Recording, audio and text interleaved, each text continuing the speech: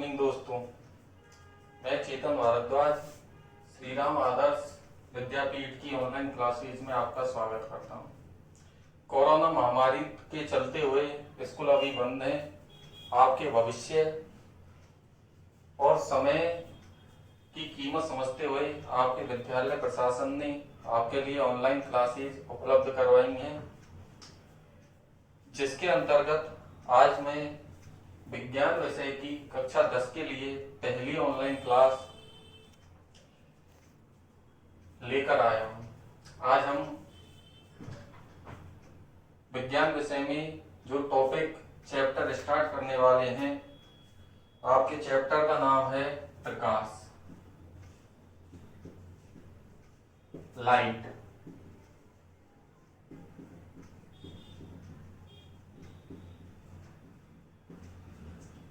सबसे पहले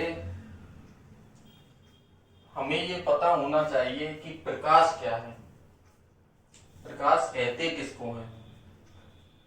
प्रकाश के बारे में आप क्या जानते हो, क्या सोचते हो? क्योंकि हमें पूरे चैप्टर में प्रकाश के बारे में ही पढ़ना है, प्रकाश की घटनाओं के बारे में पढ़ना है, घटनाओं से होने वाले जो दैनिक जीवन में उपयोग हैं उनके बारे में पढ़ना है, दैनिक जीवन में घटित जो घटनाएं प्रकाश की घटनाओं के कारण होती हैं उनके बारे में पढ़ना है। तो सबसे पहले तो हमें यही पता होना चाहिए कि प्रकाश कहते किसको हैं। तो प्रकाश वह कारक है जो विभिन्न वस्तुओं को देखने में हमारी सहायता करता है। प्रकाश के बारे में ज्यादा कुछ आपको समझना नहीं है, आपके सिलेबस में जितना है उतना ही समझना है।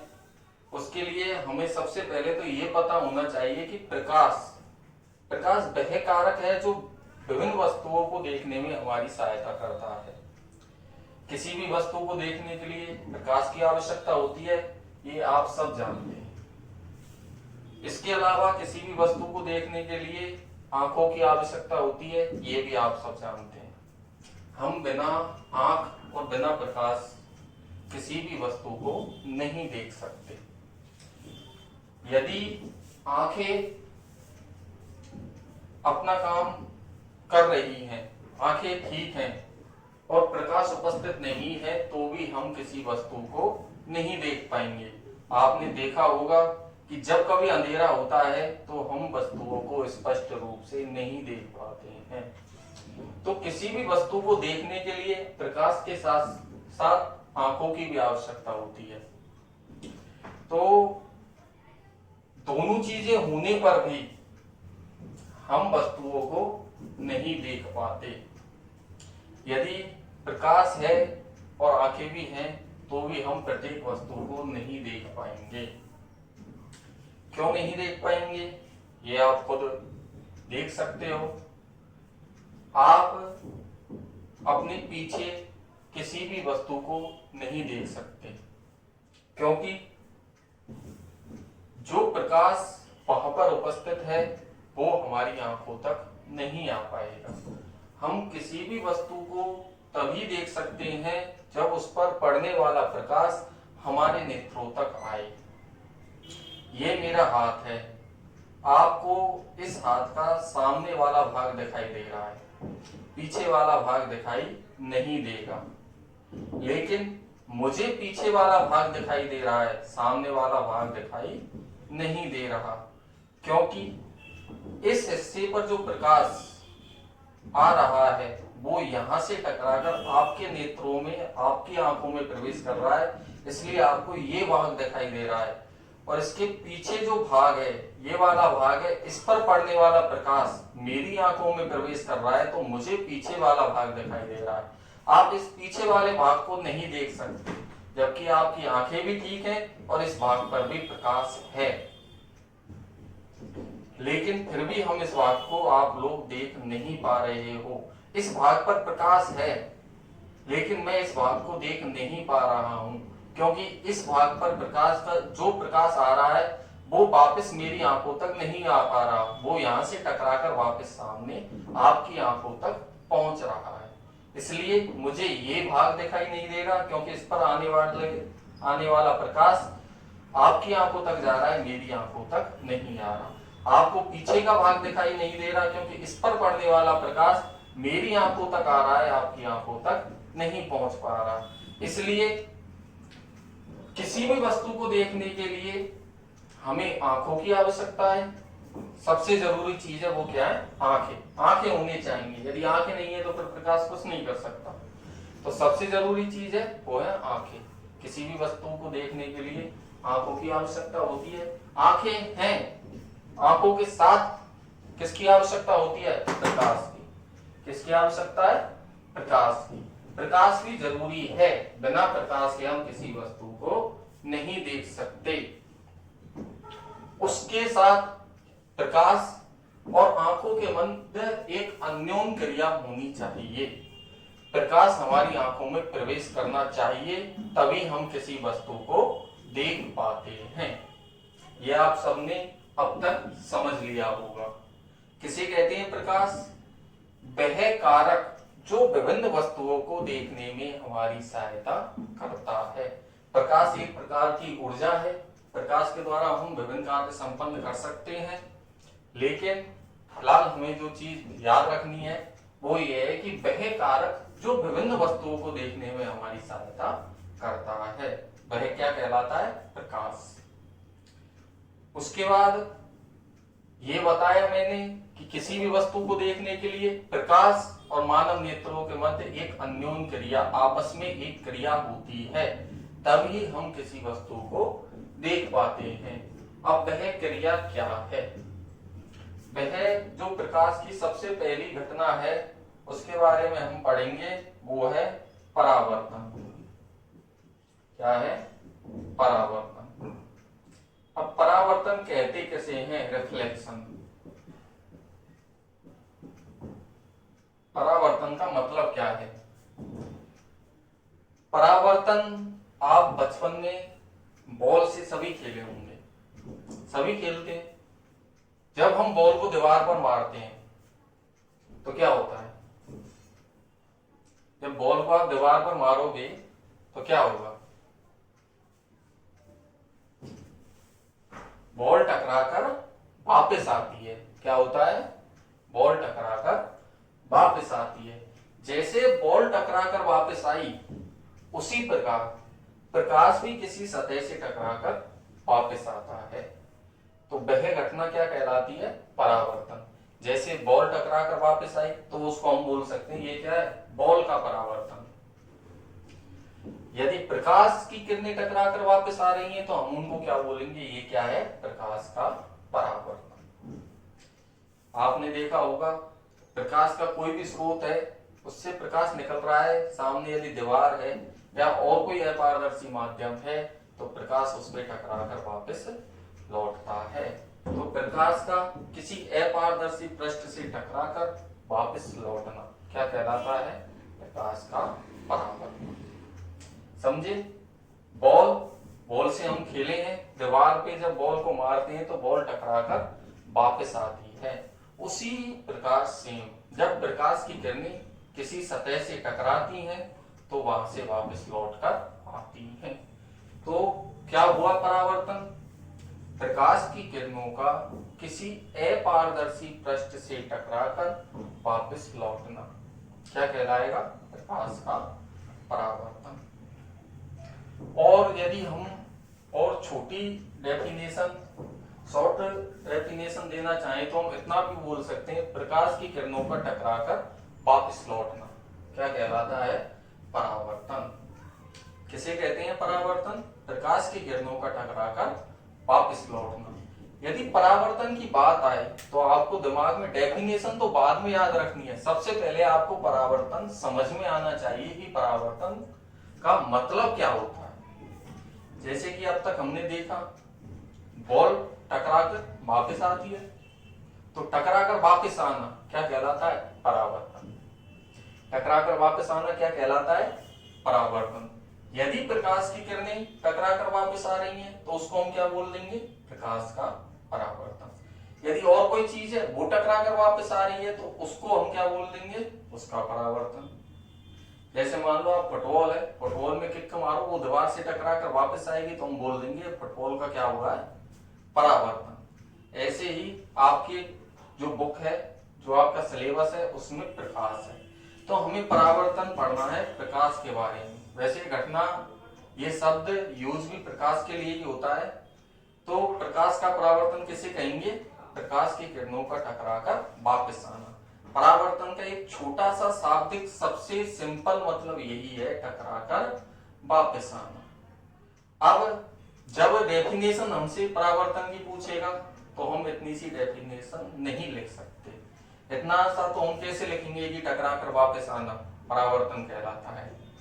तो हमें अच्छे नंबर लाने के लिए एक अच्छी डेफिनेशन देनी पड़ेगी। उसके लिए हम कुछ शब्द इसमें ऐड करेंगे जो भी आप समझ सकते हैं कि टकराने के लिए सबसे पहले तो अपारदर्शी पृष्ठ होना चाहिए जिसके पार नहीं जा सकते।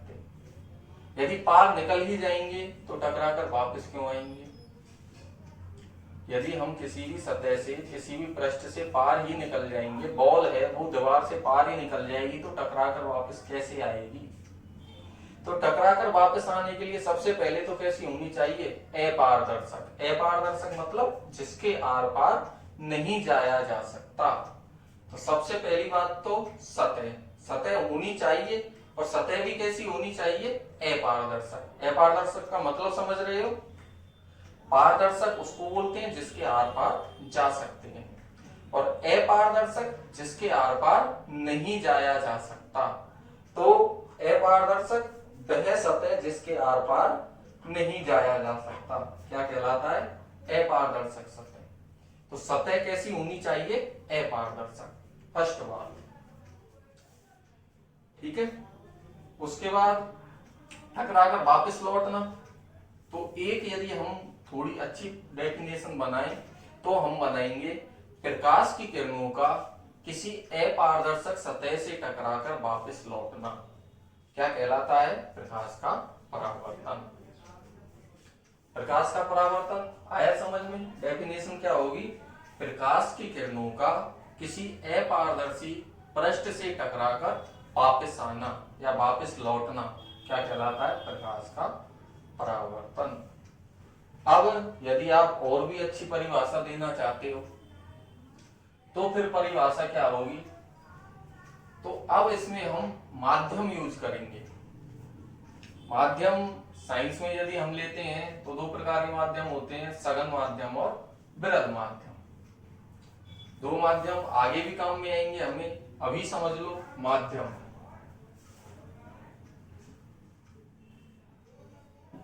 दो प्रकार के होते हैं, सघन और विरल।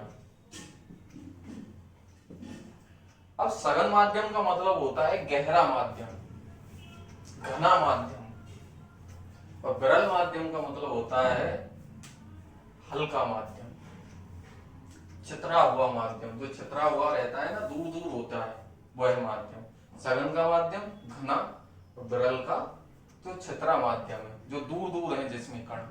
अब फिक्स कोई भी माध्यम ना कभी सघन होता है ना कभी विरल।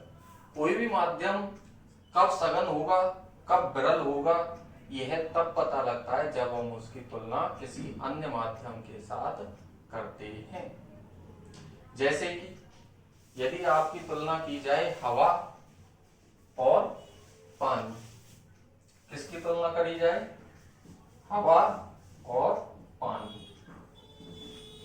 हवा, आपको पता है हवा कैसा माध्यम है, हवा के कण कैसे होते हैं, दूर दूर, और पानी के कण कैसे होते हैं, हवा की तुलना में कैसे होते हैं, पास। तो जिसके कण दूर दूर हैं वो कौन सा माध्यम, विरल माध्यम, और जिसके कण पास पास हैं वो कौन सा माध्यम, सघन माध्यम। अब यदि हम हवा और पानी की तुलना करें तो पानी कैसा माध्यम हुआ, सघन माध्यम। कैसा माध्यम हुआ, सघन माध्यम, क्योंकि हवा की तुलना में पानी के कण कैसे हैं, पास पास। हवा की तुलना में पानी कैसा है, घना माध्यम है, इसलिए पानी कैसा माध्यम हो गया, सघन माध्यम। लेकिन अब यदि पानी की तुलना कांच से की जाए, पानी और कांच। अब पानी की तुलना किससे कर रहे हैं? कांच से। तो अब बताओ पानी अधिक सघन है या कांच? पानी के कण पास पास हैं या कांच के? तो कांच ठोस है, पानी कैसा है? द्रव। और ये आप सब जानते हो ठोस के कण द्रव की तुलना में अधिक पास होते हैं। ठोस के परमाणु द्रव के परमाणुओं की तुलना में अधिक पास पास होते हैं। 9th क्लास में आप ठोस द्रव गैस के गुण जब पढ़ के आए थे तो ये आपने पढ़ा होगा। तो हमें पता है पानी के कण कांच की तुलना में कैसे होते हैं? दूर दूर। तो जिसके कण दूर दूर वह माध्यम कैसा हो गया? विरल माध्यम। कैसा हो गया? विरल माध्यम। और जिसके कण पास पास हैं वो माध्यम कैसा हो गया? सघन माध्यम। आई बात समझ में कि जब हमने हवा और पानी की तुलना की तो हवा कैसी है? गैस है, पानी द्रव। तो गैस के कण द्रव की तुलना में कैसे होते हैं? दूर दूर। तो जिसके कण दूर दूर वो माध्यम कैसा? विरल माध्यम। जिसके कण पास पास वो माध्यम कैसा? सघन माध्यम। जब हवा और पानी में तुलना की तो पानी कैसा माध्यम हो गया? सघन माध्यम। लेकिन जब तुलना की हमने पानी और कांच में तो पानी द्रव और कांच कैसा? ठोस माध्यम। हम जानते हैं कि द्रव के कण ठोस की तुलना में अधिक दूर दूर होते हैं, तो इसलिए यहां पानी कैसा माध्यम? विरल माध्यम। किसकी तुलना में? कांच की तुलना में। लेकिन यहां पानी कैसा माध्यम? सघन माध्यम। किसकी तुलना में? हवा की तुलना में। तो इनके उदाहरण कभी भी फिक्स नहीं होते। कोई भी माध्यम एक स्थिति में सघन हो सकता है तो दूसरी स्थिति में विरल। आई बात समझ में? माध्यम कैसे होते हैं? दो, सघन माध्यम और विरल माध्यम। सघन माध्यम घना माध्यम जिसके कण पास पास हो। विरल माध्यम छितरा हुआ माध्यम जिसके कण दूर दूर हो। और कौन सा माध्यम सघन है, कौन सा माध्यम विरल है, इसका पता हम तभी लगा सकते हैं जब हम उसकी किसी अन्य माध्यम के साथ तुलना करेंगे। एग्जाम्पल आपके सामने है। एक स्थिति में हमने हवा और पानी की तुलना की तो हमें पता लगा कि पानी हवा की तुलना में कैसा है? सघन। पानी के कण हवा की तुलना में पास पास हैं। लेकिन जब हमने पानी और कांच की तुलना की तो पानी कैसा माध्यम हो गया? विरल। क्योंकि पानी द्रव है और द्रव के कण ठोस की तुलना में कैसे होते हैं? दूर दूर। तो यहाँ पानी विरल माध्यम और इस स्थिति में पानी सघन माध्यम। तो कौन सा माध्यम सघन है और कौन सा माध्यम विरल, ये तब पता लगेगा जब उसकी हम किसी अन्य माध्यम के साथ तुलना करेंगे। तो अब हम वापस आते हैं परावर्तन पर। तो परावर्तन मैंने आपको बताया, एक सबसे छोटी परिभाषा बताई, टकराकर वापस आना। टकराकर लौटना क्या कहलाता है? परावर्तन। प्रकाश के बारे में बात करेंगे तो प्रकाश की किरणों का टकराकर वापस आना क्या कहलाता है? परावर्तन। अब यह आप सब जानते हैं कि टकराने के लिए किसकी आवश्यकता है? सतह की। किसकी आवश्यकता है टकराने के लिए? सतह की। किसी सतह से ही तो टकरा के वापस आएगा, तो किसी सतह से टकराकर वापस आना क्या कहलाता है? परावर्तन। दूसरी परिभाषा जो हमने बनाई थी कि प्रकाश की किरणों का किसी सतह से टकराकर वापस आना क्या कहलाता है? प्रकाश का परावर्तन। इसके अलावा अब जो तीसरी परिभाषा आपको मैं बताने जा रहा हूं वो थोड़ी बड़ी है, अच्छी है, समझने की कोशिश करो कि जब प्रकाश की किरणें एक माध्यम से किसी दूसरे माध्यम में प्रवेश करती हैं, माध्यम मैंने बता दिए सघन माध्यम और विरल माध्यम। ये पक्की बात है, परावर्तन की घटना तभी होगी जब प्रकाश की किरण एक माध्यम से दूसरे माध्यम में प्रवेश करेगी। जब प्रकाश की किरण एक माध्यम से दूसरे माध्यम में प्रवेश करती है तो उस माध्यम की अपारदर्शक पृष्ठ से टकराकर पुनः लौट आती है। इस घटना को प्रकाश का परावर्तन कहते हैं। अब मान लो एक प्रकाश की किरण है, आपने बल्ब जलाया तो बल्ब से जो प्रकाश आ रहा है वो वायु से होकर कहां जाएगा? दीवार पर। और दीवार कैसा है? ठोस। तो वायु से ठोस माध्यम में प्रवेश कर रही है तो एक माध्यम से कहाँ जाने की कोशिश कर रही है, दूसरे माध्यम में, लेकिन सामने जो पृष्ठ है वो कैसा है, अपारदर्शक, तो उससे टकरा के वापस लौट आएगी। तो इस घटना को क्या कहेंगे, प्रकाश का परावर्तन।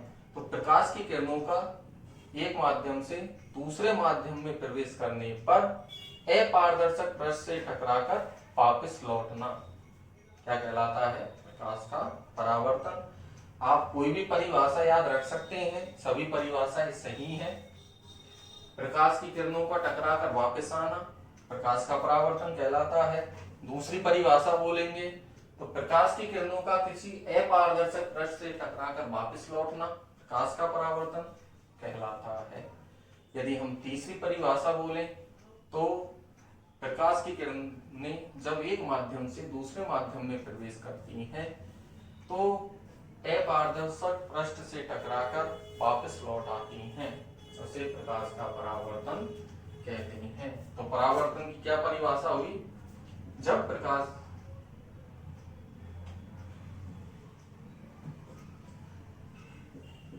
किरणों का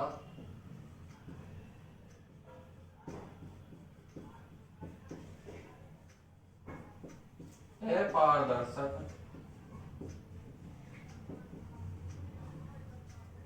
पृष्ठ से टकराकर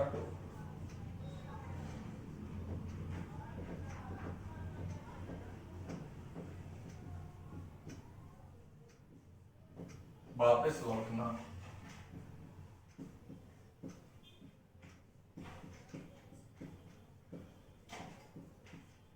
क्या परिभाषा हुई, प्रकाश किरणों का अपारदर्शक पृष्ठ से टकराकर वापस लौटना क्या कहलाता है, प्रकाश का परावर्तन। अब परावर्तन आपको समझ में आ गया होगा। इसके बाद हम आगे चलेंगे परावर्तन के प्रकार। परावर्तन के प्रकार,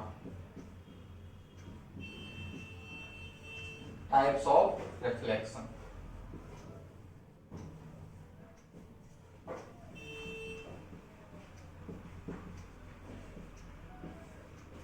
तो परावर्तन के प्रकार, परावर्तन कितने प्रकार से हो सकता है, तो परावर्तन दो प्रकार का होता है, नियमित परावर्तन और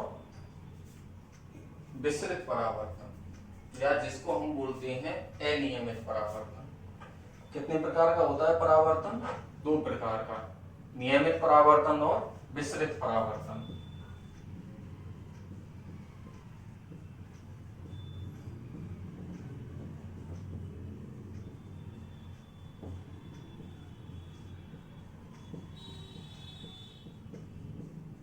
विसरित या अनियमित परावर्तन।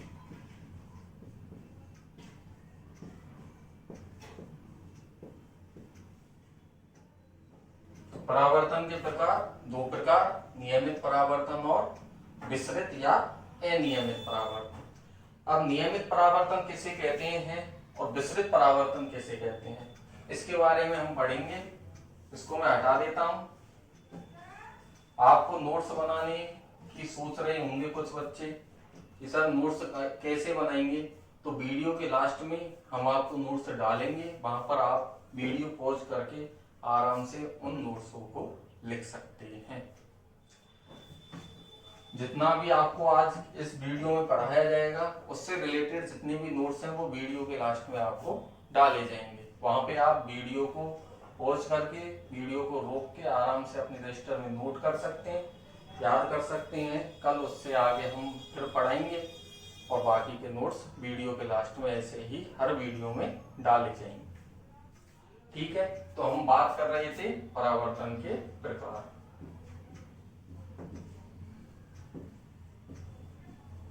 दो प्रकार बताए मैंने परावर्तन के।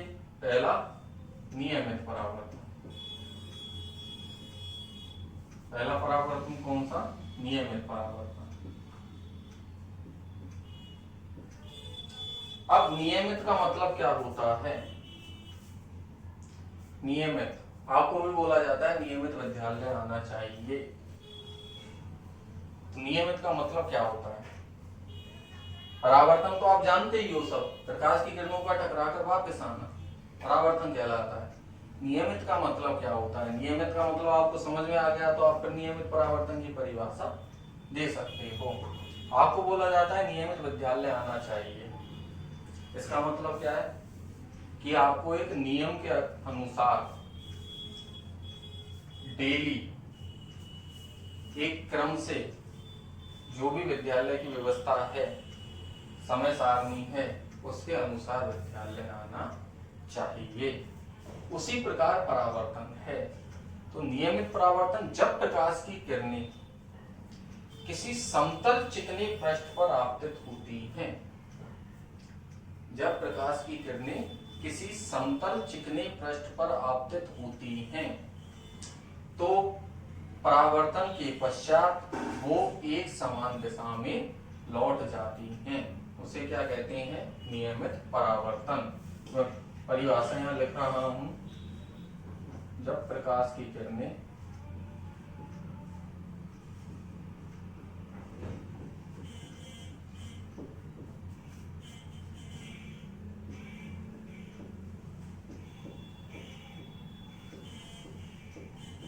किसी समतल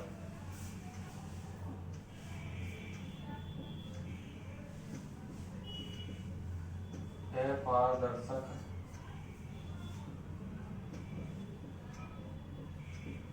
पृष्ठ पर आपतित होती हैं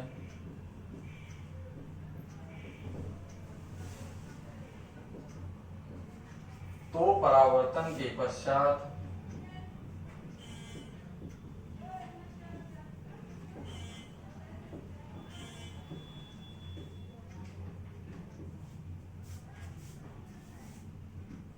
एक समान दिशा में लौट जाती हैं। तो परावर्तन के पश्चात एक समान दिशा में लौट जाती हैं। तो किसे कहते हैं नियमित परावर्तन? जब प्रकाश की किरणें किसी समतल अपारदर्शक पृष्ठ पर आपतित होती हैं तो परावर्तन के पश्चात एक समान दिशा में लौट जाती हैं। कैसे? देखो, ये कैसा है? समतल पृष्ठ। कैसा पृष्ठ है? समतल। समतल से जानते हो? बिल्कुल समतल, जैसा कि बोर्ड। ऐसे एक समतल पृष्ठ है। अपारदर्शक, ये आपको मैंने बता ही दिया, परावर्तन के लिए पृष्ठ की आवश्यकता होगी और पृष्ठ कैसा होना चाहिए? अपारदर्शक।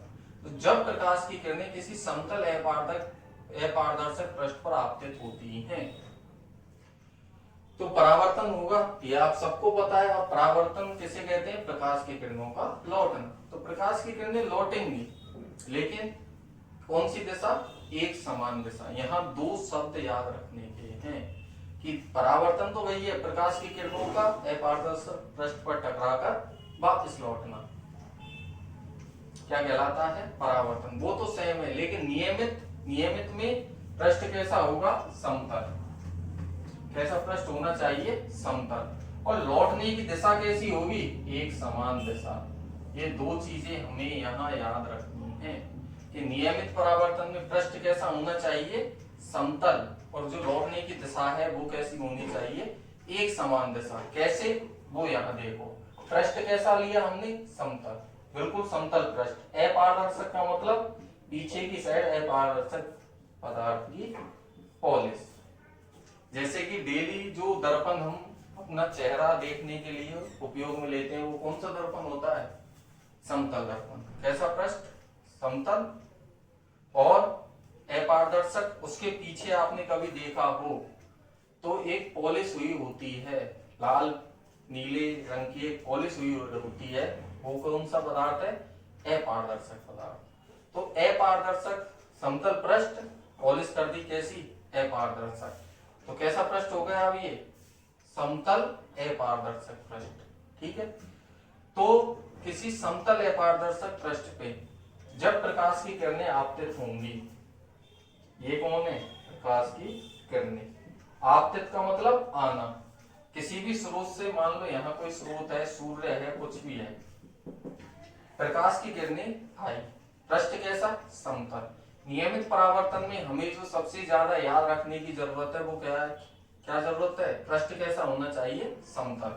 तो प्रकाश की किरणें आई, आपतित होने का मतलब, आपतित होने का मतलब क्या होता है, आना, प्रकाश स्रोत से प्रकाश की किरणों का आना। तो प्रकाश स्रोत से प्रकाश की किरणें आई, पृष्ठ कैसा, समतल, एक समान दिशा में लौट जाती हैं। जैसे आई एक समान दिशा में, वैसे ही एक समान दिशा में लौट जाएंगी।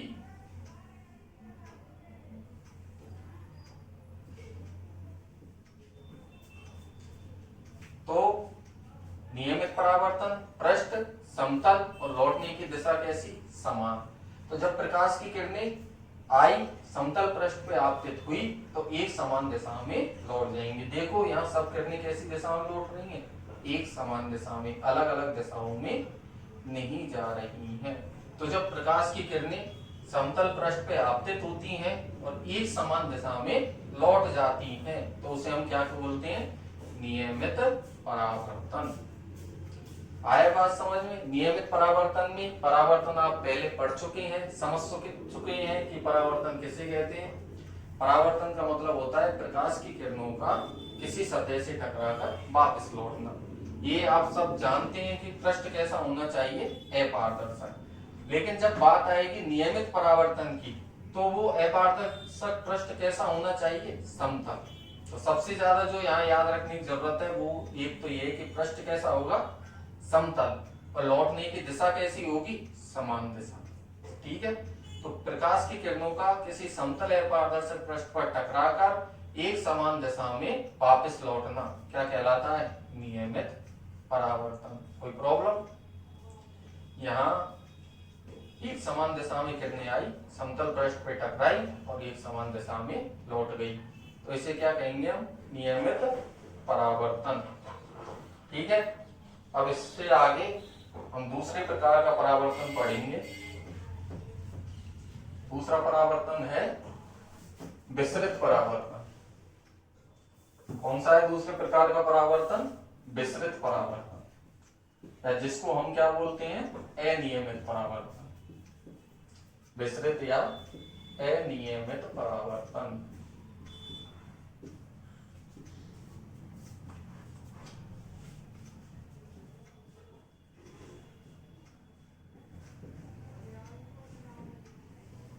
तो विसरित या अनियमित परावर्तन ये नियमित परावर्तन के विपरीत है। इसमें आपको कुछ याद नहीं रखना। आपने जो देखा नियमित परावर्तन में जो होता है वो इससे अपोजिट होगा। हमने नियमित परावर्तन में मैंने बोला था आपको दो ही बातें याद रखनी है, पृष्ठ कैसा होगा, समतल, और दिशा कैसी होगी, एक समान दिशा। लेकिन जब बात करेंगे विसरित या अनियमित परावर्तन की, तो यहां अब पृष्ठ कैसा होगा, नियमित में समतल था तो विसरित में विपरीत, और विपरीत कैसा होगा, समतल का विपरीत, असमतल, या फिर कह सकते हैं हम खुरदरा। क्या बोल सकते हैं, खुरदरा।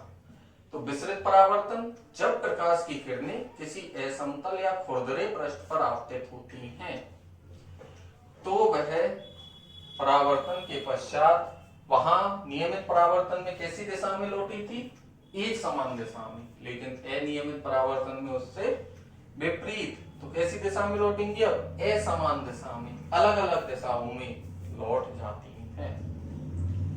तो जब प्रकाश की किरणें किसी असमतल पृष्ठ पर आपतित होती हैं, तो परावर्तन के पश्चात असमान दिशाओं में लौट जाती हैं। तो क्या परिभाषा हो जाएगी, जब प्रकाश की किरणें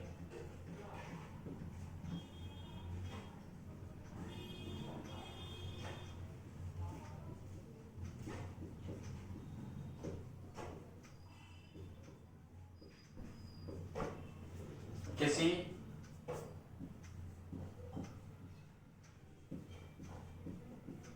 असमतल या खुरदरे पृष्ठ पर आपतित होती हैं,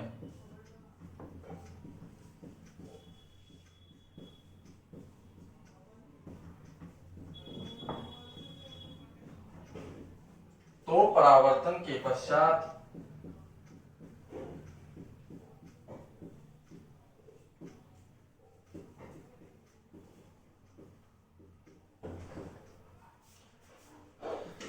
असमान दिशाओं में, असमान मतलब अलग अलग दिशाओं में,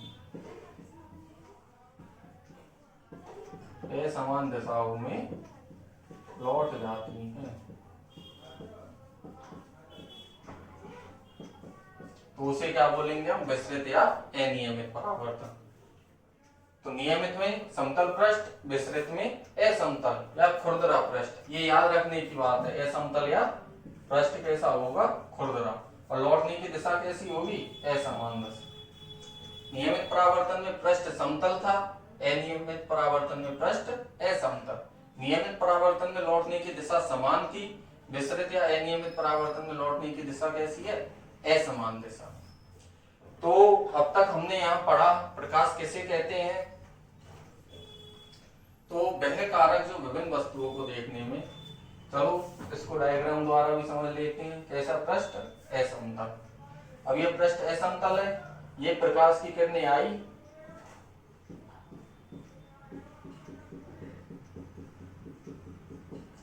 कैसी दिशाओं में जाएंगी, असमान दिशाओं में। मान लो एक प्रकाश की किरण ऐसे गई, दूसरी प्रकाश की किरण इधर गई, तीसरी प्रकाश की किरण इधर गई, सभी कैसी दिशाओं में चली गई, अलग अलग दिशाओं में।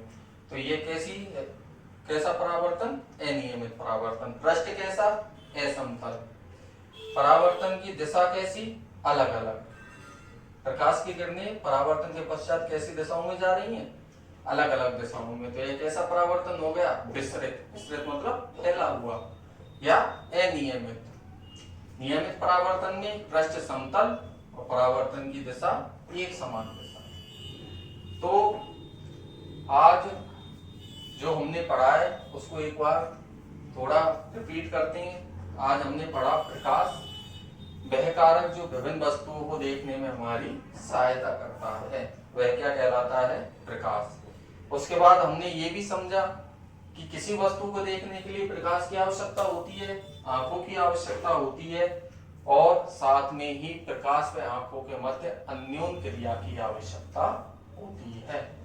जब किसी वस्तु से टकराने वाला प्रकाश हमारी आंखों में प्रवेश करता है तो ही हमें कोई वस्तु दिखाई देती है। जब तक वस्तु पर पड़ने वाला प्रकाश हमारी आंखों में प्रवेश नहीं करेगा, हमें वह वस्तु दिखाई नहीं देगी। इतना आ गया समझ में। उसके बाद हमने प्रकाश की घटनाओं के बारे में पढ़ना चालू किया। पहले जो घटना है वो है परावर्तन। तो परावर्तन मैंने बताया आपको, बॉल वाला एग्जाम्पल बताया था। जैसे बॉल को दीवार पे मारते हैं, बॉल टकरा के वापस आती है, उसी प्रकार प्रकाश की किरणें जब किसी सतह से टकराती हैं तो टकराकर वापस लौटती हैं। परावर्तन का एक छोटा सा मतलब होता है टकराकर वापस आना। तो प्रकाश की किरणों का टकराकर वापस आना क्या कहलाता है, प्रकाश का परावर्तन। टकराने के लिए किसी सतह की आवश्यकता है। सतह कैसी होनी चाहिए, अपारदर्शक। तो हम दूसरी परिभाषा बोल सकते हैं, प्रकाश की किरणों का किसी अपारदर्शक सतह से टकराकर वापस आना प्रकाश का परावर्तन कहलाता है। उसके बाद हम आए परावर्तन के प्रकार। दो प्रकार के परावर्तन पढ़े हमने, नियमित परावर्तन और विसरित परावर्तन। नियमित परावर्तन, जब प्रकाश की किरणें कैसे पृष्ठ पर आपतित होंगी, समतल पृष्ठ पे, तो परावर्तन के पश्चात एक समान दिशा में लौट जाती हैं।